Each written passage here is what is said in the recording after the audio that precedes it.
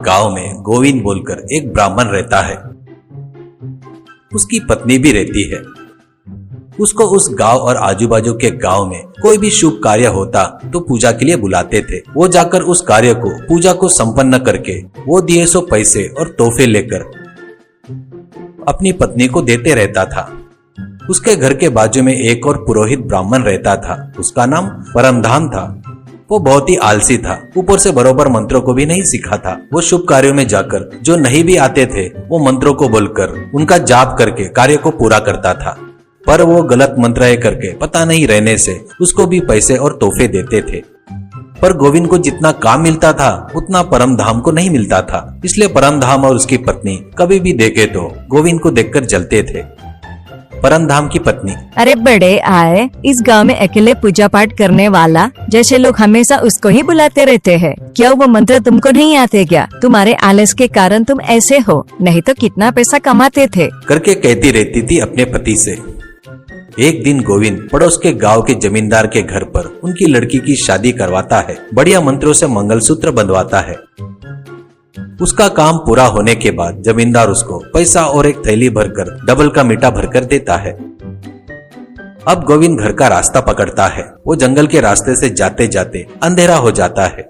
वो रास्ता उसको पता रहने से वो बगैर डरे जा रहा था। वो एक बहुत बड़े इमली के पेड़ के नीचे आते ही पेड़ के ऊपर एक भूतनी उसके सामने कूदती है और हंसकर, सुबह से बहुत भूख लगी है, समय पर आया है, नर का मांस खाए बहुत दिन हो गए, तू आया, मेरा खाना बनने जा रहा है करके भयंकर तरीके से हंसती है। पर गोविंद बगैर डरे, हे भूतनी, मैं जो बताने वाला हूँ ध्यान से सुनो। सिर्फ मेरे मांस के लिए मुझे खाई तो कभी इधर साइड कोई भी नहीं आएगा, तब तुझे जिंदगी में नर का मांस कभी नहीं मिलेगा। इसलिए मेरी एक बात मानकर मेरे मांस से भी दुगुना ज्यादा स्वादिष्ट ये डबल का मीठा खाओ, स्वाद बढ़िया लगेगा, नहीं लगा तो मुझे खा लेना करके बोलता है। भूतनी, सच में क्या? कहाँ है? दिखा दिखा करके बोलती है। तब गोविंद अपने थैली में से डबल का मीठा निकालकर भूतनी को देता है। वो खाकर, अरे बढ़िया बढ़िया स्वाद है, तो मस्त है करके पूरा खाकर, इतना ही है क्या, और कुछ नहीं है क्या? ऐसा कहती है। गोविंद, जितना था पूरा दे दिया, हाँ और होना बोले तो कल लेकर आऊंगा, पर ऐसे कहते रहता है। तब भूतनी, ये पर क्या लगा रखे हो, तुमको क्या चाहिए बताओ?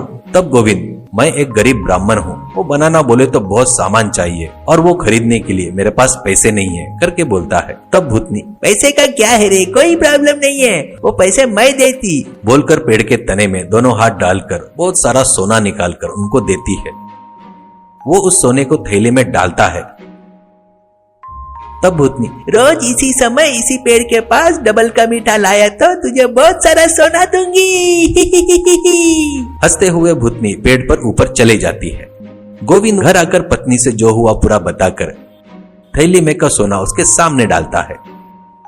तो पत्नी, तुम उस भूतनी के पास से बचकर निकल आए, ये मेरे लिए बहुत खुशी की बात है। अपने इस सोने से 2 पुश्ते बैठकर खा सकते, आराम से जी सकते हैं। उस भूतनी पर विश्वास नहीं करना, उस पेड़ के पास नहीं जाना, ऐसा कहती है। तब गोविंद, हाँ हाँ तुम सच कह रही हो, जितना मिला है उतने में संतोष करना चाहिए, ऐसा कहता है। वैसे वो उनके घर के जगह पर बहुत बड़ा बंगला बनवाता है। कार भी खरीद कर उसमें आराम से घूमने लगता है। एक दिन बदन भरकर सोना पहनकर गोविंद के पत्नी को देखकर परमधाम की पत्नी को जलन होती है। अचानक इनके पास इतना पैसा कहाँ से आया? वो रहस्य क्या है, पता करना पड़ेगा, ऐसा सोचती है। बाद में वो गोविंद के घर के खिड़की में से देखते हुए अंदर दोनों क्या बात कर रहे हैं छुप कर सुनती है। अंदर दोनों उस पेड़ के बारे में, उस भूतनी के बारे में बात करते हुए सुनती है। ओहो, तो ये बात है क्या? ऐसा सोचती है। तुरंत परमधाम को बताकर, वो पागल भूतनी के पास जाना बंद कर दिया, मैं तुमको अभी डबल का मीठा बना कर देती हूँ। वो उस भूतनी को देकर सोना लेकर आओ, ऐसे रोज अपन बहुत सारा सोना कमा सकते हैं, ऐसा कहती है। वो सुनकर परमधाम बहुत खुश होता है। ऐसे वो डबल का मीठा बनाकर एक थैली में भरकर उसको देती है।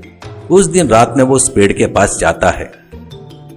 तब भूतनी पेड़ के ऊपर से कूदकर, आहा, डबल का मीठा खुशबू आ रही है, डबल का मीठा खुशबू, कहाँ है ऐसा कहती है। वो तुरंत थैली में डबल का मीठा निकालकर उसको देता है।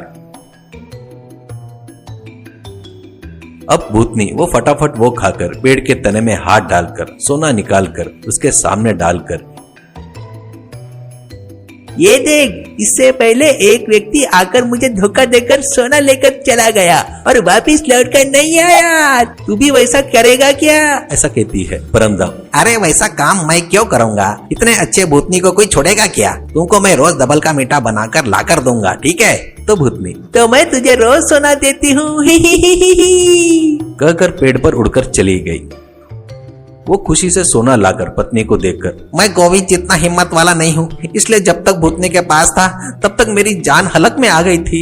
यह बहुत फायदे वाला काम है, तो भी रोज उसके पास जाना खतरनाक हो सकता है। उस भूतनी को देखकर ही मेरा दिल जोर जोर से धड़कने लगता है, करके बताता है। तब पत्नी तुम भी सही कह रहे हो, कहती है। कुछ देर सोचकर मुझे एक आइडिया आया है। वो भूतनी पेड़ के तने में से ही सोना निकालती है ना। भर दोपहर में जाकर उस पेड़ के तने में जितना सोना है वो पूरा लेकर आओ। अब अपने को उस भूतनी से क्या काम रहेगा? ऐसा कहती है। तब परमधाम, अरे वाह, मेरी पत्नी कितनी बुद्धिमान है। कहकर सुबह होते ही एक कुराड़ी लेकर उस पेड़ के तने में बने होल को फोड़ देता है। वो पेड़ गिर जाता है। उस होल में राख के अलावा कुछ भी नहीं रहता। तब वो, पेड़ में कुछ नहीं था बोले तो मेरी पत्नी नहीं मानेगी, इसलिए राख को तो भी ले जाकर उसको दिखाना होगा, ऐसा सोचता है। उस राख की एक पोटली बांध देता है। घर आकर पत्नी से हुआ सो बताकर पोटली में का राख जमीन पर डालता है। राख जमीन पर गिरते ही उस करके अंगार निकलती है उसमें से। कुछ ही क्षणों में पूरा घर जलकर राख हो जाता है। उसका सब कुछ आग में जलते हुए देखकर अब वो दोनों उस गांव में नहीं रह सकते करके पैदल पड़ोस के गांव में जाने के लिए निकलते हैं।